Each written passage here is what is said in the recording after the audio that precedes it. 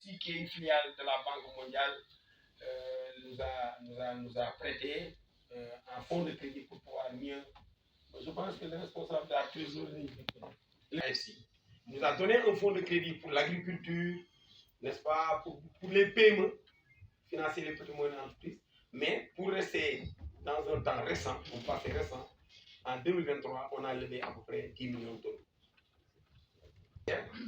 Je pense que dans notre plan d'affaires 2020-2023, il y avait un volet, n'est-ce pas, BDS, éducation financière.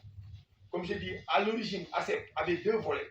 Un volet financier, concours, donner des crédits aux opérateurs économiques, etc. Mais aussi un volet non financier, comme vous dites, éducation financière, accompagnement, encadrement.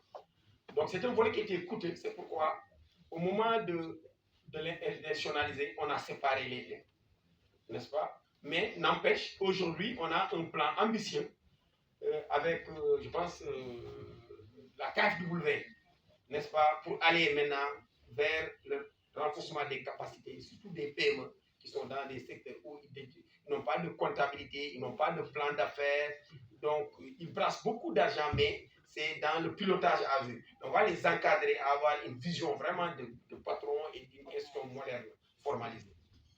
Donc on a l'appui de la KfW aussi qui est notre partenaire pour ça. Il y a des consultants qui ont été des commis pour nous accompagner. Je pense qu'il y a même un travail de terrain qui avait été fait. Il y a des directions ici qui s'en occupent. De sorte que les populations rurales, n'est-ce pas, puissent accéder au financement. En cela, en fait, ACEP a déconstruit un certain nombre de représentations et de préjugés sur les capacités des populations irrégulières, souvent exclues du système financier classique, à accéder au crédit. ACEP, en démarrant, n'est-ce pas, ses activités au niveau du bassin SIA, a démontré le contraire. Que les populations-là peuvent bien accéder au crédit. Il faut fortifier les activités et en faire des activités de taille assez intéressante. Je pense que nous, aujourd'hui, si on a, depuis 30 ans, donné plus de 1100 milliards, aujourd'hui, le directeur de la trésorerie, il m'a donné un peu ce qu'on a donné comme argent depuis 30 ans. Il me parlait d'à peu près 1015 milliards. La plupart, c'était dans le monde agricole au départ. C'est après qu'on est venu dans la zone urbaine ou périurbaine. Pour dire qu'aujourd'hui, sur l'agriculture, que ça soit pluvial ou irrigué, n'est-ce pas, l'agriculture pluviale seulement, qui démarre en juin et qui termine en décembre, nous faisons minimum 4 milliards. Les petits producteurs, les crédits de 100 000, 500 000, 2 millions, 3, 4 millions, 5, jusqu'à 10 millions, les petits producteurs, dont les garanties, là aussi on a innové, on a mis en place des garanties alternatives, parce qu'on sait que dans le monde rural, les gens n'ont pas de terre, même s'ils en ont, c'est le domaine national, ce n'est pas immatriculé. Donc c'est des garanties psychologiques que nous prenons. On fait l'inventaire de leur matériel, n'est-ce pas, les bœufs, etc.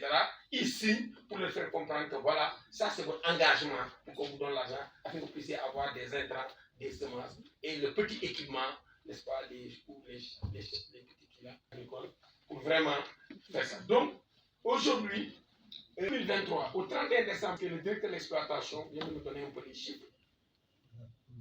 2 milliards 730 millions. Malgré les problèmes qu'on a connus, n'est-ce pas, en 2022. La campagne n'était pas bonne. Donc, c'est 4111 petits producteurs qu'on a financés. Et puis, dans ces petits producteurs, il y a même des OV, des organisations villageoises, qui sont des groupements qu'on n'a pas éclatés ici. Donc, ce qui est sûr, ça fait plus de 5000 petits producteurs qu'on a financés. Certains, on les finance par groupe villageois, parce que certains individuellement, pour les gros montants.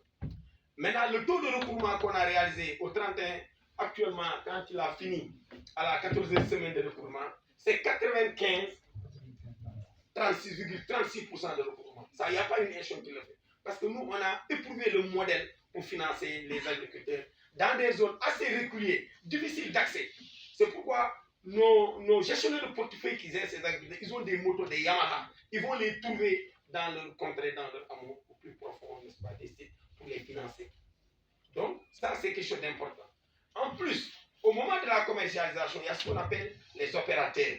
Oui, en fait, il y a un peu une actualité sur les opérateurs avec les créances non payées de 2020, 2021, 2022, que les nouvelles autorités ont payées. Ce sont ces opérateurs-là que nous finançons. Jusqu'à 400 millions, 700 millions, pour leur permettre d'aller acheter la production, n'est-ce pas, de ces petits producteurs-là, si par exemple souvent les Chinois ils font défaut, ils ne viennent pas. Donc il y a un peu une chaîne de valeur, n'est-ce pas, une agriculture triangulaire qui est composée de ACEP, des petits producteurs et des OPS qui sont des agrégateurs qui collectent, on les finance, ils payent dans les comptes de ces clients-là, dans nos livres, pour que ces crédits soient remboursés et que le reliquat soit restitué, n'est-ce pas, à ces clients-là, à ces petits producteurs.